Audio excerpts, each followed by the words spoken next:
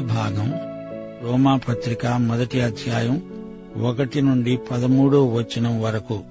సావధానంగా వినండి.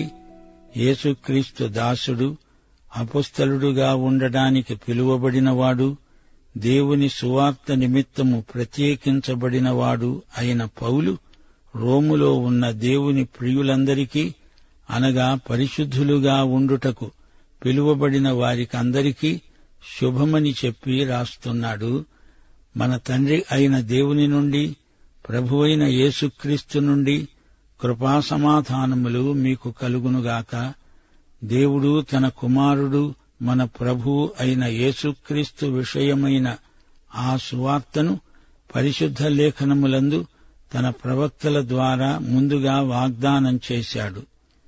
యేసుక్రీస్తు శరీరమును బట్టి దావీదు సంతానముగాను, మృతులలో నుండి పునరుత్థానుడైనందున పరిశుద్ధమైన ఆత్మను బట్టి దేవుని కుమారుడుగాను ప్రభావముతో నిరూపించబడ్డాడు.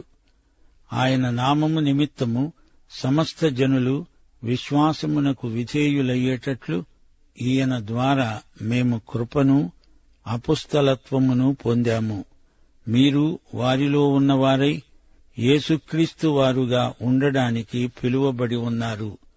మీ విశ్వాసము సర్వలోకమున ప్రచురము చేయబడుతూ ఉండడమును బట్టి మొదట మీ అందరి నిమిత్తము యేసుక్రీస్తు ద్వారా నా దేవునికి కృతజ్ఞతాస్తుతులు సమర్పిస్తున్నాను. ఇప్పుడేలాగైనా ఆటంకము లేకుండా మీ వద్దకు రావటానికి దేవుని చిత్తము వలన నాకు వీలు కలుగుతుందేమో అని నా ప్రార్థనలందు ఎల్లప్పుడూ ఆయనను బ్రతిమాలుకుంటూ మిమ్మును గూర్చి ఎడతెగక జ్ఞాపకం చేసుకుంటున్నాను. ఇందుకు ఆయన కుమారుని సువార్త విషయమై నేను నా ఆత్మయందు సేవిస్తున్న దేవుడే నాకు సాక్షి. మీరు స్థిరపడాలని, అనగా మీకు నాకు కలిగి ఉన్న విశ్వాసము చేత, అనగా మనము ఒకరి విశ్వాసము చేత ఒకరము ఆదరణ పొందాలని, ఆత్మ సంబంధమైన కృపావరమేదైనా మీకివ్వడానికి మిమ్ములను చూడాలని మిగుల అపేక్షిస్తున్నాను. సహోదరులారా, నేను ఇతరులైన అన్యజనులలో ఫలము పొందినట్లు మీలో కూడా ఫలమేదైనా పొందాలని అనేక పర్యాయములు మీ వద్దకు రావాలని ఉద్దేశించాను. గాని ఇదివరకు ఆటంకపరచబడ్డాను. అది మీకు తెలియకుండా ఉండడం నాకిష్టం లేదు. గ్రీసు దేశస్థులకు, తదితరులకు, జ్ఞానులకు, మూఢులకు నేను రుణస్థుడను. ప్రియ విశ్వాసులారా, వింటున్నారా? పౌలు అభినందనలు చెబుతున్నాడు. తానేమై ఉన్నాడో పౌలు స్వయంగా చెప్పుకుంటున్నాడు. అపుస్తలత్వ సేవకు ప్రేరకమైన సందర్భాలను పౌలు పేర్కొంటున్నాడు. సువార్తకు నిర్వచనాన్ని పౌలు చెబుతున్నాడు. పాపములో పడి ఉన్న పాపి యొక్క అధోగతిని రచయిత తేటగా చూపుతున్నాడు. మానవుడు భ్రష్టుడు, పాపములో పడిపోయిన దౌర్భాగ్యుడు. మానవుడు నశించినవాడు, దారి తప్పినవాడు. మానవునికి స్వంత నీతి అంటూ లేదు. అతనికి దేవుని నీతి ఎంతైనా అవసరం. రోములోని సంఘం దేవుని నీతి నుండి దూరంగా తొలగిపోయింది. మనిషి అర్థం చేసుకోలేడు, దేవుణ్ణి అన్వేషించలేడు. పౌలు ఈ పత్రికా రచయిత. పౌలు అనే పేరుకు అర్థం చిన్నవాడు. అతడు తార్సువాడైన సౌలు. నేను దేవుని దాసుణ్ణి, సేవకుణ్ణి. డౌలోస్ అనే గ్రీకు మాటను గుర్తించండి. నేను దాసుణ్ణి. యేసుక్రీస్తుకు నేను బానిసను, స్వచ్ఛందమైన ప్రేమ బానిసను. యేసుక్రీస్తు మనల్ని ప్రేమించాడు, తనను తానే మన కోసం ఇచ్చివేసుకున్నాడు. ఆయన మనలను బలవంతాన దాసులనుగా చేయలేదు. నీవు స్వచ్ఛందంగా ఆయనకు ప్రేమ బానిసవై పోవాలి. లూకాసు వార్త 13వ అధ్యాయం 34వ వచనంలో ఆయన విలపిస్తూ అన్నాడు, యెరూషలేమా, యెరూషలేమా, ప్రవక్తలను చంపుతూ నీ వద్దకు పంపబడిన వారిని రాళ్లతో కొడుతూ ఉండేదానా? కోడి తన పిల్లలను తన రెక్కల క్రింద ఎలాగు చేర్చుకుంటుందో అలాగే ఎన్నో మారులు నేను నీ పిల్లలను చేర్చుకోవాలని ఉన్నాను కాని నీవు వల్లకపోయావు. యోహాను సువార్త 5వ అధ్యాయం 40వ వచనంలో ప్రభు అన్నాడు, మీకు జీవము కలుగునట్లు మీరు నా వద్దకు రానొల్లరు. యేసు దాసుడివి కావాలంటే అది స్వచ్ఛంద తీర్మానం. నిన్ను ఆయన బలవంతం చెయ్యడు. దమస్కు మార్గంలో పౌలు యేసు సాక్షాత్కారం పొందినవాడై తనకు తాను చేసుకున్న స్వచ్ఛంద తీర్మానం. యేసుకు ప్రేమ బానిస అయిపోయాడు. అపొస్తలుడుగా ఉండడానికి పిలువబడిన పౌలు అనే నేను అని పత్రికారంభంలో తనను తాను పరిచయం చేసుకుంటున్నాడు. పౌలు పిలువబడిన అపొస్తలుడు. అది దేవుని నిర్ణయం, దేవుని సంకల్పం. మొదట దాసుడయ్యాడు, తరువాత అపొస్తలుడయ్యాడు. పిలువకుండా వచ్చిన సేవకులెందరో ఉన్నారు. మరో సందర్భంలో పౌలన్నాడు, అయ్యో, సువార్తను ప్రకటించకపోయిన ఎడల నాకు శ్రమ. యిర్మీయా బాలుడై ఉండగానే పిలువబడ్డాడు. యిర్మీయా 23వ అధ్యాయం 21వ వచనంలో దేవుడు దొంగ ప్రవక్తలను ఉద్దేశించి అన్నాడు, నేను ఈ ప్రవక్తలను పిలవకపోయినా పంపకపోయినా వారు పరిగెత్తి వస్తారు. నేను వారితో మాట్లాడకుండినా వారు ప్రకటిస్తారు. వారు దొంగ ప్రవక్తలు. యిర్మీయా పిలువబడిన ప్రవక్త, పౌలు పిలువబడిన అపొస్తలుడు. అపొస్తలుడు అంటే పిలువబడినవాడు మాత్రమే కాదు, పంపబడినవాడు. యోహాను సువార్త 13వ అధ్యాయం 16వ వచనంలో ప్రభు అన్నాడు, దాసుడు తన యజమాని కంటే గొప్పవాడు కాడు, పంపబడినవాడు తనను పంపిన వాని కంటే గొప్పవాడు కాడు. ఫిలిప్పీ పత్రిక 2వ అధ్యాయం 25వ వచనంలో ఇదే మాట వస్తుంది. ఎపఫ్రొదితు నా సహోదరుడు, జతపనివాడు, నా తోడి యోధుడు, మీ దూత, నా అవసరానికి ఉపచరించినవాడు. కొత్త నిబంధనలో అపొస్తలుడు అనే మాటకు ప్రత్యేక అర్థమున్నది. అపొస్తలుడు యేసు పునరుత్థానమునకు సాక్షి, సువార్త ప్రకటించడానికి పంపబడినవాడు. 1 కొరింథీ 15వ అధ్యాయం 8వ వచనంలో పౌలన్నాడు, అందరికీ కడపట అకాలమందు పుట్టినట్లున్న నాకు ప్రభువు కనపడ్డాడు. ఏలయనగా నేను అపొస్తలులందరిలో తక్కువ వాడను. దేవుని సంఘమును హింసించినందున అపొస్తలుడు అనబడడానికి యోగ్యుడను కాను. 1 కొరింథీ 9వ అధ్యాయం 1వ వచనంలో పౌలు ఒక ప్రశ్న అడిగాడు, నేను స్వతంత్రుడను కానా? నేను అపొస్తలుడను కానా? మన ప్రభువైన యేసును నేను చూడలేదా? పౌలుకు అపొస్తలిక వరాలున్నాయి. భాషల్లో మాట్లాడగలడు. పలు ప్రాంతాలలో పర్యటిస్తూ ఆయా భాషల్లో వారికి సువార్త ప్రకటించాడు. ఆయనకు స్వస్థపరిచే వరముంది. దేవుడు ఈ రోజుల్లో నేరుగా అనేక మంది రోగులను స్వస్థపరుస్తున్నాడు. స్వస్థత అపొస్తలిక వరం. పౌలు మృతులను కూడా బ్రతికించాడు. పౌలు, పేతురు ఈ ఇద్దరు అపొస్తలులు మృతులను సైతం బ్రతికించారు. పౌలు యేసు యొక్క దాసుడు. అతడు అపొస్తలుడు, సేవ కోసం ప్రత్యేకించబడిన వ్యక్తి. దేవుని సువార్త కోసం ప్రత్యేకించబడిన వ్యక్తే పౌలు. పాపము నుండి ప్రత్యేకించబడి తిరిగి పరిశుద్ధతకు ప్రత్యేకించబడుతున్నాము.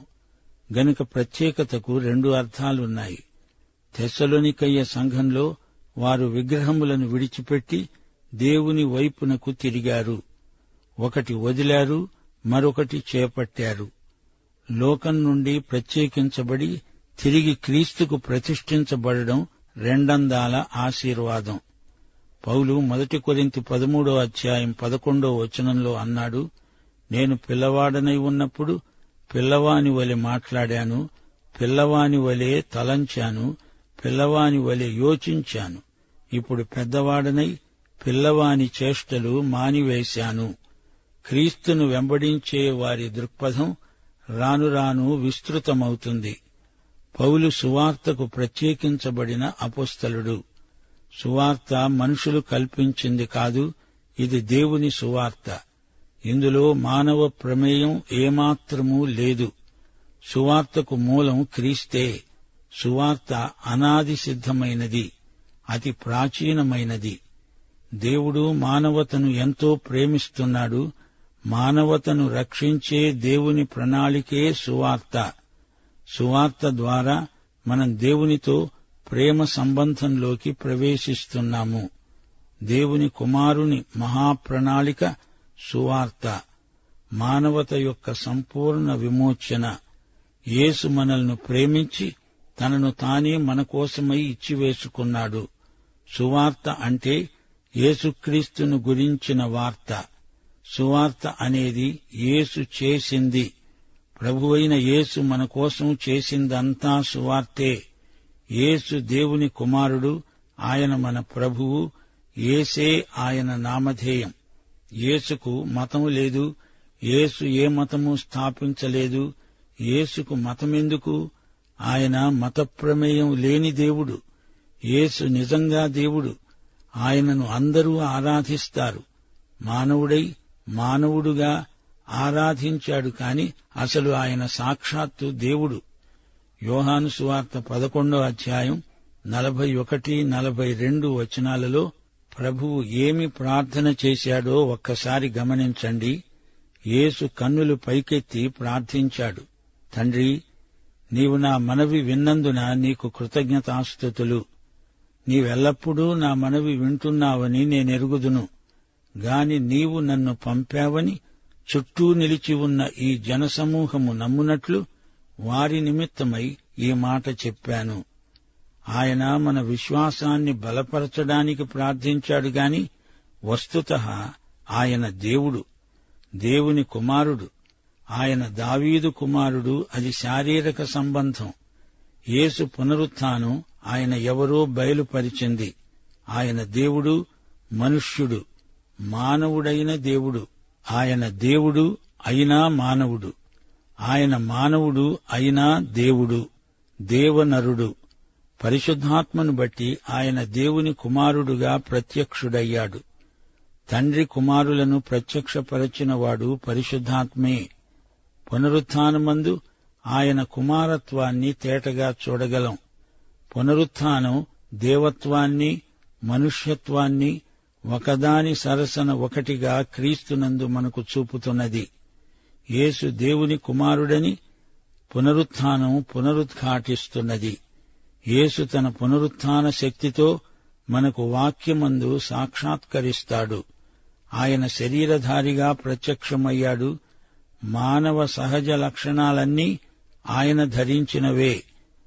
ఆయన శిలువ మరణ పర్యంతము మానవత గలవాడు. ఆయన మానవత వాస్తవికం. ఆయన వేదనామయుడు, చనిపోయాడు. ఆ తరువాత మృతులలో నుండి లేచాడు. యోహాను సువార్త 8వ అధ్యాయం 23వ వచనంలో యేసు అన్నాడు, మీరు కిందివారు, నేను పైవాడను, పైన ఉండేవాణ్ణి. మీరు ఈ లోక సంబంధులు, నేను ఈ లోక సంబంధిని కాను. యేసు పునరుత్థానం ఆయన కన్యకకు పుట్టాడని రుజువుపరుస్తుంది. పరిశుద్ధాత్మను బట్టి దేవుని కుమారుడని పునరుత్థానమందు నిరూపించబడ్డాడు. ఈ రోజున యేసు మహిమలో ఉన్న మహామానవుడు. ఆయన సజీవుడైన క్రీస్తు. ఆయనతో నీకు నాకు లభించిన సజీవ స్పర్శను బట్టి దేవునికి స్తోత్రం.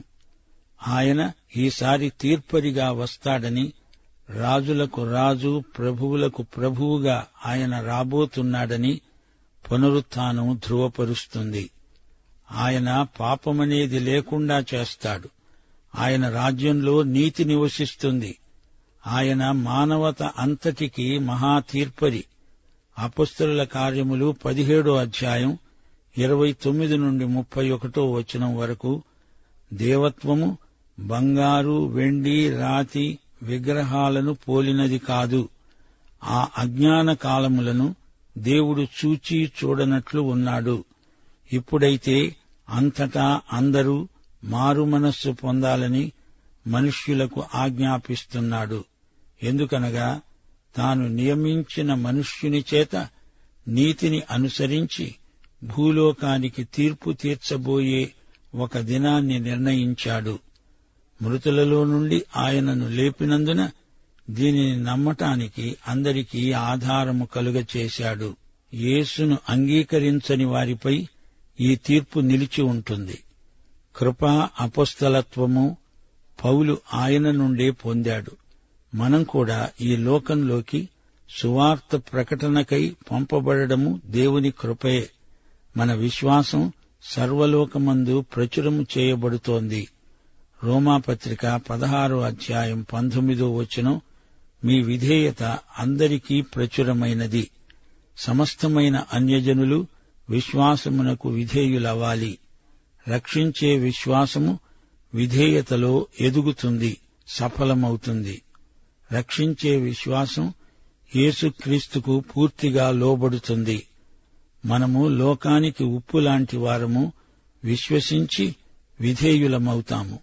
యేసుక్రీస్తుకు చెంది ఉండడానికి మనము పిలువబడ్డాము. యోహాను సువార్త 10వ అధ్యాయం 27వ వచనం, యేసు గొర్రెలు ఆయన స్వరము వింటాయి. ఆయన పిలిస్తే మనము వచ్చాము.